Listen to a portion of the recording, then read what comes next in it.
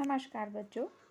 बाल महाभारत के अंदर हमने आखिर में देखा था पाठ नंबर 19, जिसे शीर्षक दिया गया था मायावी सरोवर, जिसमें चारों भाई पानी पीने के लिए जाते हैं। उस समय उन्हें दिव्य वाणी सुनाई देती है कि पहले मेरे प्रश्नों का उत्तर दो, उसके बाद जल पीना। लेकिन चारों भाई भीम, अर्जुन, नकुल और सहदेव में से कोई भी इस वाणी को नहीं सुनते या फिर उसे अनसुना करके पानी पीते हैं और वहीं किनारे पर बेसुध से गिर जाते हैं। अब काफ़ी देर हो जाने के कारण युधिष्ठिर चिंतित हो जाते हैं और उन चारों भाइयों को ढूंढने के लिए निकल पड़ते हैं। चलिए आज सीखेंगे पाठ नंबर 20, जिसे शीर्षक दिया गया है यक्ष प्रश्न। पाठ की शुरुआत करें तो युधिष्ठिर उस विषैले तालाब के पास जा पहुंचा। विषैला इसलिए कहा गया है क्योंकि चारों भाई उस पानी को पीकर बेसुध हो गए हैं, इसलिए यहाँ पर उस तालाब को विष से भरा हुआ, जहर से भरा हुआ विषैला तालाब कहा है, जिसका जल पीकर उसके चारों भाई मृत से पड़े हुए थे। यह देखकर युधिष्ठिर चौंक पड़े। असह्य शोक के कारण उनकी आंखों से आंसू बह चले। कुछ देर यूं विलाप करने के बाद, विलाप यानी रोना, विलाप करने के बाद युधिष्ठिर ने जरा ध्यान से भाइयों के शरीर को देखा और अपने आसपास अपने आप से कहने लगे, यह तो कोई माया जाल सा लगता है। आसपास जमीन पर किसी शत्रु के पांवों के निशान भी तो नजर नहीं आ रहे हैं। हो सकता है कि यह भी दुर्योधन का ही कोई षड्यंत्र हो। संभव है पानी में उसने विष मिलाया हो। इतने सालों से दुर्योधन कोई ना कोई कपट कर रहा था, छल कर रहा था, इसलिए आज भी युधिष्ठिर को यही लग रहा है कि हो ना हो ये दुर्योधन का ही किया हुआ है। सोचते सोचते युधिष्ठिर भी प्यास से प्रेरित हो तालाब में उतरने लगा है। यानी प्यास से प्रेरित हो यानी उसे भी बहुत प्यास लगी थी पहले से ही।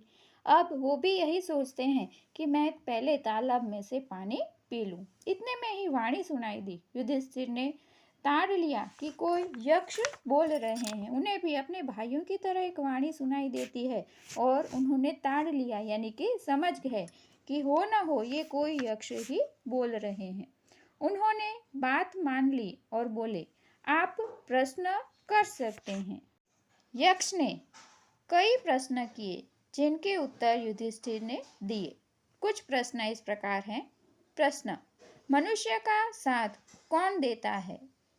युधिष्ठिर ने उत्तर दिया, धैर्य ही मनुष्य का साथी होता है। धैर्य यानी कि धीरज। युधिष्ठिर के अनुसार धीरज ही मनुष्य का साथी है। आगे का प्रश्न, कौन सा शास्त्र या फिर ये कहें विद्या जिसका अध्ययन करके मनुष्य बुद्धिमान बनता है? युधिष्ठिर ने कहा, कोई भी शास्त्र ऐसा नहीं है। महान लोगों की संगति से ही मनुष्य बुद्धिमान बनता है। आगे का प्रश्न, भूमि से भारी चीज क्या है? युधिष्ठिर ने जवाब दिया, संतान को कोख में धारण करने वाली माता भूमि से भी भारी होती है। भारी या फिर ये कहें कि माता उस समय भूमि से भी महान होती है। आगे का प्रश्न किया यक्ष ने, आकाश से भी ऊंचा कौन है? पिता। हवा से भी तेज चलने वाला कौन है? मन। घास से भी तुच्छ कौन सी चीज है? चिंता। विदेश जाने वाले का कौन साथी होता है? विद्या। घर ही में रहने वाले का कौन साथी होता है? पत्नी। यहाँ युधिष्ठिर के कुछ जवाबों का अर्थ समझे तो पिता है वो सबसे ऊंचे हैं या फिर आकाश से भी ऊंचे हैं, क्योंकि पूरे परिवार का भार उन पर रहता है। हवा से भी तेज मन है, क्योंकि मन है वो कुछ ही क्षणों में देश विदेश की सफर भी कर लेता है। यहाँ पर घास से भी तुच्छ चिंता को कहा गया है, क्योंकि चिंता है वो सभी रोगों या दुखों का मूल है। विदेश जाने वाले व्यक्ति के साथ कोई नहीं जाता, सिर्फ अगर उसके साथ विद्या है तो वह विदेश में रहकर भी अपने आप को सिद्ध कर पाता है। तो विदेश जाने वाले व्यक्ति का साथी विद्या ही माना जाता है। घर में रहने वाले व्यक्ति का साथी उनकी पत्नी है। आगे के कुछ प्रश्न देखें। यक्ष ने कहा, मरणासन यानी कि जो मरने की कगार पर है, मरने वाला है, ऐसे वृद्ध का मित्र कौन होता है? दान, क्योंकि वही मृत्यु के बाद अकेले चलने वाले जीव के साथ चलता है। हम जानते हैं कि मृत्यु के बाद कोई धन दौलत हमारे साथ नहीं चलती है, लेकिन अगर जीवन में हमने दान पुण्य किया होगा, कुछ अच्छे कर्म किए होंगे, तो वही कर्म हमारे साथ चलेंगे। बाकी सारी वस्तुएं वृद्ध व्यक्ति की यहीं पर छूट जाती। बर्तनों में सबसे बड़ा कौन सा है? भूमि ही सबसे बड़ा बर्तन है जिसमें सब कुछ समा सकता है। अनाज है, मनुष्य है, प्रकृति है, ये सारी वस्तुएं इस बड़े से बर्तन में यानी कि भूमि के ऊपर समा सकती है। तो भूमि को सबसे बड़ा बर्तन कहा युधिष्ठिर ने। सुख क्या है? सुख वह चीज है जो शीतल है और सच्चरित्रता पर स्थिर होती है। किसके छूट जाने पर मनुष्य सर्वप्रिय बनता है? अहम भाव के छूट जाने पर, अहम भाव यानी अहंकार अगर निकल गया तो मनुष्य सबका प्रिय बन सकता है। किस चीज को खो जाने से दुख नहीं होता? युधिष्ठिर जी ने जवाब दिया, क्रोध। किस चीज को गवाकर मनुष्य धनी बनता है? लालच, यानी कि लालच हमारे जीवन में से चली जाए तो हम और भी धनी बन सकते हैं। हमारे अंदर गुणों का संचार होता है, अच्छे गुण आ सकते हैं। संसार में सबसे बड़े आश्चर्य की बात क्या है? युधिष्ठिर ने जवाब दिया, हर रोज आंख के सामने कितने ही प्राणियों को मृत्यु के मुंह में जाते देखकर भी बचे हुए प्राणी जो यह चाहते हैं कि हम अमर रहें, यही महान आश्चर्य है। क्योंकि हम जानते हैं कि जिसका जन्म हुआ है उसकी मृत्यु हुई होगी, लेकिन कई लोग यही समझते हैं या इच्छा करते हैं कि हम अमर रहें, यानी कभी मरे नहीं। तो युधिष्ठिर कहते हैं ये तो आश्चर्य की बात हुई ना। इस प्रकार यक्ष ने कई अन्य प्रश्न भी किए और युधिष्ठिर ने उन सब के ठीक ठीक उत्तर दिए। अंत में यक्ष बोले, राजन, मैं तुम्हारे मृत भाइयों में से एक को जीवित कर सकता हूँ। तुम जिसको भी चाहो वह जीवित करवा लो। युधिष्ठिर ने पल भर सोचा कि किसे जीवित करवाऊं। थोड़ी देर रुककर बोले, मेरा छोटा भाई नकुल जी उठे, यानी उसे जीवित कर दीजिए। युधिष्ठिर के इस प्रकार बोलते ही यक्ष ने सामने प्रकट होकर पूछा, युधिष्ठिर? इस प्रकार अब तक यक्ष अदृश्य थे, लेकिन जैसे ही युधिष्ठिर ने कहा कि मेरा छोटा भाई नकुल जीवित हो उठे, उस समय यक्ष प्रकट हो जाते हैं। युधिष्ठिर से पूछते हैं, 10,000 हाथियों के बल वाले भीमसेन को छोड़कर तुमने नकुल को जीवित करने को क्यों सोचा? युधिष्ठिर ने कहा, यक्षराज, मैंने जो नकुल को जीवित करवाना चाहा, यह सिर्फ इसी कारण कि मेरे पिता की 2 पत्नियों में से माता कुंती का बचा हुआ एक पुत्र तो मैं हूँ। मैं चाहता हूँ कि माता माद्री का भी एक पुत्र जीवित हो उठे, जिससे हिसाब बराबर हो जाए। अतः आप कृपा करके नकुल को जीवित कर दीजिए। इस तरह उसकी उदार भाव दिखाई देता है। पक्षपात से रहित मेरे प्यारे पुत्र, तुम्हारे चारों भाई जीवित हो उठे।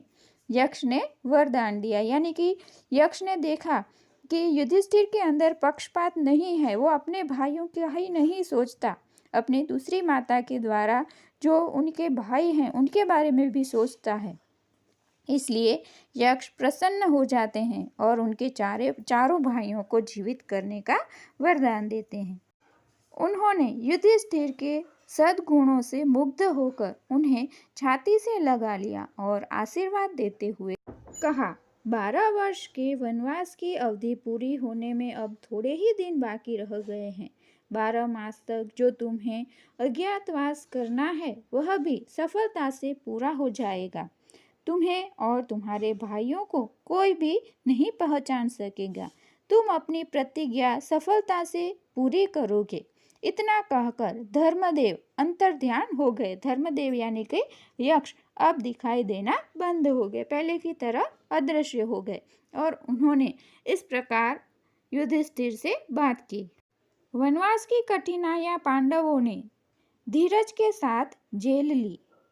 अर्जुन इंद्रदेव से दिव्यास्त्र प्राप्त करके वापस आ गया। भीमसेन ने भी सुगंधित फूलों वाले सरोवर के पास हनुमान से भेंट कर ली थी और उनका आलिंगन प्राप्त करके 10 गुना अधिक शक्तिशाली भी हो गए थे। मायावी सरोवर के पास युधिष्ठिर ने स्वयं धर्मदेव के दर्शन किए और उनसे गले मिलने का सौभाग्य प्राप्त किया था। वनवास की अवधि पूरी होने पर युधिष्ठिर ने ब्राह्मणों की अनुमति लेकर उन्हें और अपने परिवार के अन्य लोगों से कहा कि वे नगर लौट जाएं। युधिष्ठिर की बात मानकर सब नगर लौट गए और यह खबर उड़ गई कि पांडव हम लोगों को आधी रात में सोया हुआ छोड़कर न जाने कहाँ चले गए। यह सुनकर लोगों को बड़ा दुख हुआ। इधर पांडव वन में एकांत स्थान में बैठकर आगे के कार्यक्रम पर सोच विचार करने लगे। युधिष्ठिर ने अर्जुन से पूछा, अर्जुन बताओ कि यह 13वां वर्ष किस देश में और किस तरह बिताया जाए। इस तरह इतने वन के सालों में सभी ने कुछ न कुछ दिव्य शक्तियाँ प्राप्त कर ली थी। अब 13वां साल ऐसे बिताना है जहाँ पर कौरव उन्हें ढूंढ न पाए। इस प्रश्न पर अर्जुन ने जवाब दिया, महाराज इसमें संदेह नहीं कि हम 12 महीने बड़ी सुगमता के साथ इस प्रकार बिता सकेंगे कि जिसमें किसी को भी हमारा असली परिचय प्राप्त न हो सके। अच्छा यही होगा कि हम सब एक साथ ही रहें। कौरवों के देश के आसपास पांचाल, मत्स्य, वैदेह, बालीहक, दर्शान, सुसेन, मगध आदि कितने ही देश हैं। इसमें से आप जिसे पसंद करें वही जाकर रह जाएंगे। यदि मुझसे पूछा जाए तो मैं कहूँगा कि मत्स्य देश में जाकर रहना ठीक होगा। इस देश के अधीश राजा विराट हैं। विराट नगर बहुत ही सुंदर और समृद्ध है। मेरी तो ऐसी ही राय है। आगे आप जो उचित समझे। इस प्रकार युधिष्ठिर को अर्जुन बताते हैं कि हमें 13वां वर्ष मत्स्य देश में विराट राज के यहाँ ही बिताना होगा। युधिष्ठिर ने कहा, मत्स्याधिपति राजा विराट बड़े शक्ति संपन्न हैं। दुर्योधन की बातों में भी वह आने वाले नहीं हैं। अतः राजा विराट के यहाँ छिपकर रहा जाए।